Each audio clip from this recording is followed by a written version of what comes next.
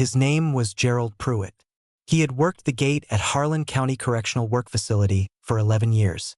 He had opened that gate roughly 4,000 times. He knew the sound of it, the particular drag of the hinge, the way it caught slightly before the second foot of travel, the exhale of gravel when it swung wide enough to let a vehicle through. On the morning of September 14th, he opened it for a truck he did not recognize. That detail, one unrecognized truck on a road where all trucks were known, is where this case begins. It is also where it should have ended. It did not end there. 3 men walked through that gate and did not come back, and Gerald Pruitt spent the next 4 years trying to make someone understand what he saw. Marcus Dellworth was 34 years old. He had been at Harlan County for 22 months on a receiving stolen property conviction, a charge his attorney had described in writing as over-prosecuted. He had 2 daughters, 7 and 9. He drew their portraits on the backs of cigarette papers when he could get them, and he kept the drawings folded under the thin mattress of his bunk. The guards who later cataloged his effects counted 11 portraits. His daughters' names were Aaliyah and Bree. Darnell Okafor was 28. First offense: possession with intent. He had been accepted into a culinary vocational program at the facility, but the program had a 12-week waitlist, and Darnell had been on that waitlist for 8 months when he walked through the gate. He kept a Bible. Not ceremonially, he read it in the way a person reads something they are working through. His margin notes were addressed directly to his younger brother, Kwame, who was 15. He wrote in the margins as though Kwame would one day read them. He wrote things like, "Don't mistake a closed door for the end of the road." Cody Burch was 41. He was a mechanic. Had been since he was 18, and his father handed him a torque wrench in a driveway in eastern Tennessee. He was at Harlan County on a 3rd DUI, a consequence he had accepted without appeal, which the judge at sentencing had noted. He was 2 weeks from his parole date. 14 days. He had a job lined up at an auto shop in Corbin. The owner had written a letter of employment that Cody had read so many times the paper had gone soft along the folds. 3 weeks before the morning Gerald Pruitt opened the gate, Marcus, Darnell, and Cody had each submitted a written request for the same assignment: external work crew detail. They wanted out-of-facility work hours. The requests were approved. They had all been assigned to the same crew rotation. That assignment is why they were standing at the gate at 6:09 in the morning. That assignment is what the truck was there to collect. Gerald Pruitt started every shift the same way. He arrived 20 minutes early. He made a cup of instant coffee from the supply kept in the gate office. He reviewed the logbook from the previous shift, who had come through, what vehicles, what time. He checked the duty sheet for authorized releases, external details, any flagged individuals. He was methodical without being rigid. The guards who worked alongside him over the years describe him consistently. He paid attention. He noticed things. That morning the duty sheet listed 3 names for external work detail. It listed a pickup window of 6 to 6:30 a.m. It did not list a vehicle or a vendor company. That was not unusual. The sheet sometimes came without those details. Pruitt had noted this before in conversation with supervisors. Nothing had changed. At 6:09 a.m., a truck pulled to the perimeter road. Pruitt describes it as a dark-colored extended cab. He says dark blue or dark green.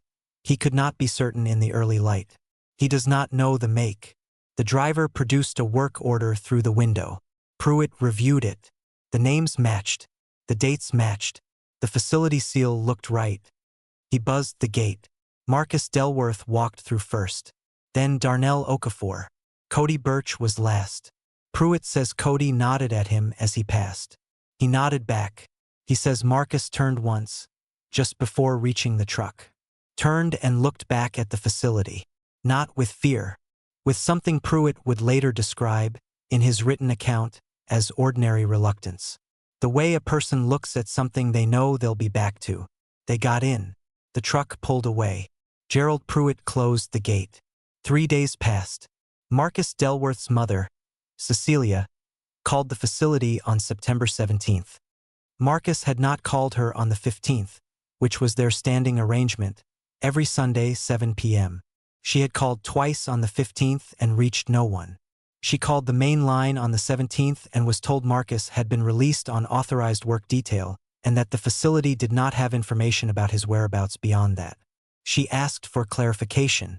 The call log shows it lasted 4 minutes. Kwame Okafor, Darnell's younger brother, messaged the facility's inmate communication portal on September 16th. He received an automated response. He messaged again on the 17th. He did not receive a response of any kind. Cody Burch's parole officer, a man named Dennis Whitaker, noted on September 18th that Cody had missed a scheduled check-in call. He flagged it internally. He did not escalate it immediately. He would later explain that missed check-ins were not uncommon in the week before release. He assumed Cody would call. Gerald Pruitt did not wait to be called. On September 18th, 4 days after the 3 men had climbed into the truck, Pruitt contacted the Harlan County Sheriff's Department directly. He spoke with a deputy named Carl Maddox. He described what he had seen: the truck, the approximate color, the direction it had turned when it left the perimeter road east toward Route 421. He described the work order and noted that no company or vendor name had appeared on it, which he had registered but not acted on at the time. He said he believed the 3 men had not arrived at an authorized work site. Deputy Maddox's call log from that conversation reads, "Former inmates, whereabouts unknown. No evidence of foul play. Referred to facility admin." That is everything that was recorded. The truck description was not logged. The work order irregularity was not logged. The direction of travel was not logged. The search that followed was organized along the highway corridor north of the facility. A volunteer grid ran 2 miles in each direction from the main road. The county conducted a welfare check at the registered address of a logging company that sometimes contracted external prison labor, found the company's owner cooperative and confused, and closed that line of inquiry within 48 hours. Gerald Pruitt had told Deputy Maddox the truck turned east. Route 421 east runs toward the logging roads off Cumberland Gap. The search grid did not include that area. 2 weeks after his initial call, Pruitt contacted the Sheriff's Department again. He had been thinking. He told the person who answered, not Deputy Maddox this time, a different deputy, that he believed he had seen part of the license plate. He said it began with a 7, possibly 7K or 7G. He was not certain, but he wanted it logged. The deputy who took the call told Pruitt the case had been referred to the Kentucky State Police and was no longer a county matter. He thanked Pruitt for calling. Gerald Pruitt would later say he asked the deputy to pass the plate information to the state. He does not know whether anyone did. No record of the partial plate exists in any case file from that period. The state investigation ran a standard missing persons protocol. 3 adult men, no evidence of violence at the point of origin, voluntary departure from a correctional facility on authorized release. The classification mattered. Missing adult males with active release paperwork are not the same, in terms of investigative priority, as missing children or victims of documented violence. The families were told this. Cecilia Dellworth would later describe the phone call she received from a state investigator as less than 5 minutes long. What Gerald Pruitt saw on the morning of September 14th, examined in full, is this. At approximately 6:07 a.m., a truck he did not recognize pulled to the perimeter road. The truck was a dark-colored extended cab. His best estimate, in his written statement, was a Ford or Chevy of indeterminate model year, possibly late 2000s. The color he placed as dark blue, possibly forest green, possibly black in certain light. The driver did not exit the vehicle. He extended a work order through the window. Pruitt reviewed it at the gate. The document was on what appeared to be official correctional services stationery. It bore what appeared to be the facility seal. The names of Marcus Dellworth, Darnell Okafor, and Cody Burch were typed in the field for authorized releases. The date was correct. The work detail category, external labor, was correct. He noted one irregularity at the time and did not act on it. The vendor line was blank. When Marcus, Darnell, and Cody came through the gate, Pruitt was watching. He describes Marcus walking quickly, head forward. Darnell was looking at his phone. Cody was last, and Cody nodded. Pruitt says the driver did not get out to greet them. No one shook hands. They got in and the truck moved. The truck turned east. Pruitt noted one additional detail in his written account, filed internally 3 weeks after the disappearance. He wrote that as the truck pulled away, he noticed something on the tailgate, a logo or marking of some kind. He described it as a diamond shape, possibly yellow or orange, possibly a company decal. He could not read the text if there was text. That detail, the diamond-shaped marking, would later match the description of a commercial sticker used by a single business operating out of Whitley County, Kentucky. Investigators working the case in its active phase had photographed a vehicle connected to that business. The photograph was in the case file. The sticker was visible in the photograph. No one had looked at the sticker and cross-referenced Pruitt's description, because Pruitt's description had never been formally entered into the investigation record. In the spring of 2021, a journalist named Renata Collier filed a Freedom of Information Act request for all call logs and investigative correspondence related to the disappearance of Marcus Dellworth, Darnell Okafor, and Cody Burch. The request took 11 months to fulfill. The records arrived in 3 separate batches. In the second batch, Collier found Deputy Maddox's call log from September 18, 2017. She also found the follow-up call record from 2 weeks later. In neither record was any of Gerald Pruitt's descriptive information present. The truck's color, the direction of travel, the partial plate, the blank vendor line on the work order. None of it appeared anywhere in any document that had been shared with the state investigation. Collier contacted Pruitt directly. He agreed to speak with her on the record. She read him portions of the call logs. She asked him to confirm what he had told Deputy Maddox in September 2017. Gerald Pruitt listened. He was quiet for a moment. "I know," he said. "I figured that out a long time ago." He did not say it with anger. He said it the way a person states something they have had years to make peace with and have not entirely managed to. Collier's investigation, published in a regional outlet in August 2022, identified the Whitley County business, a labor contracting operation called Crestwood Agricultural Services, as using fraudulent correctional release paperwork to acquire workers for off-grid farm labor. The operation had been running in some form since at least 2015.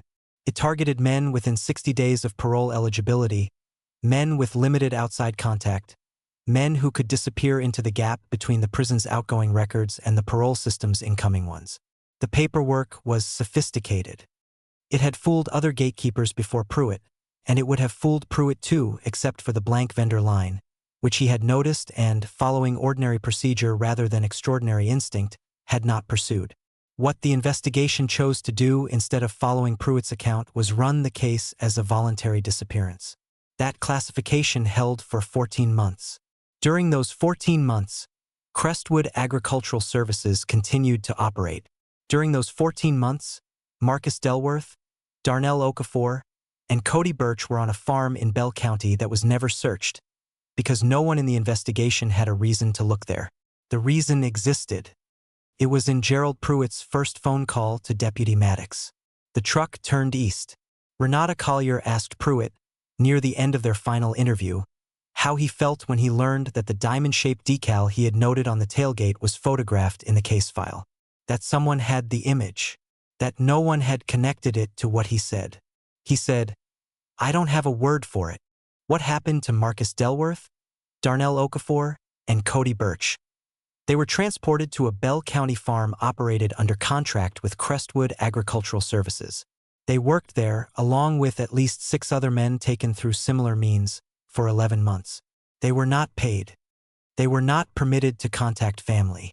They were housed in outbuildings with no heat and no phone access. Food was provided irregularly. Cody Burch sustained a hand injury in his 3rd month that was not treated. Darnell Okafor and Cody Burch were recovered in August 2018, when a neighboring landowner contacted local law enforcement about conditions he observed on an adjacent property.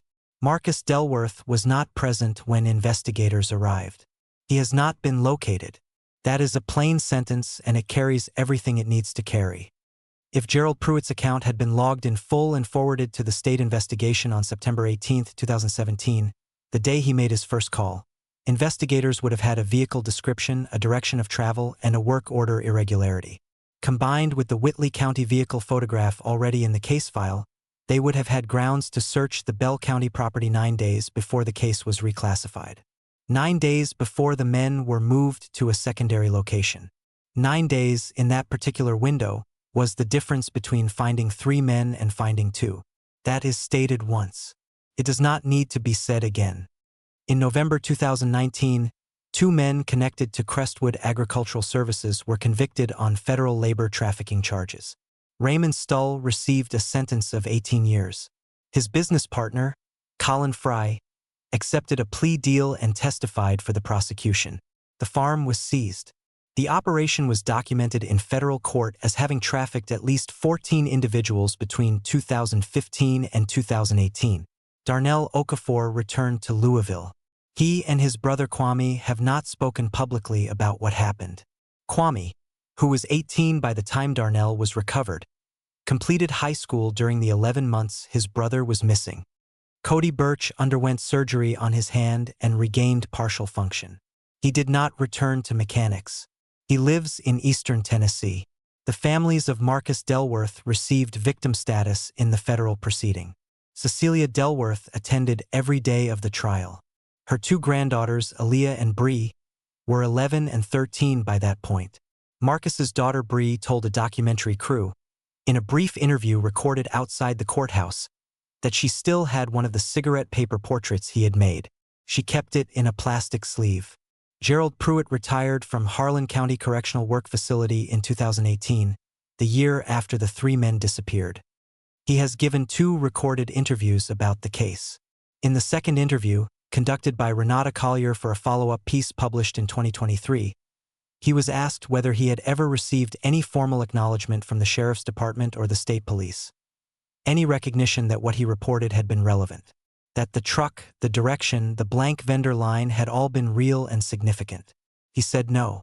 He said he had not expected one. He still lives in Harlan County. Collier describes him as a man who is not at peace with the case and has found a way to continue anyway. He tends a garden. He drives his grandchildren to school on Tuesdays.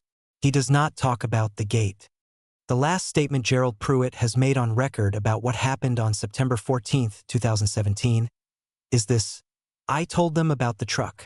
The official record of Harlan County Correctional Work Facility still classifies the departure of Marcus Dellworth, Darnell Okafor, and Cody Burch as an authorized external work detail release. No irregularities noted.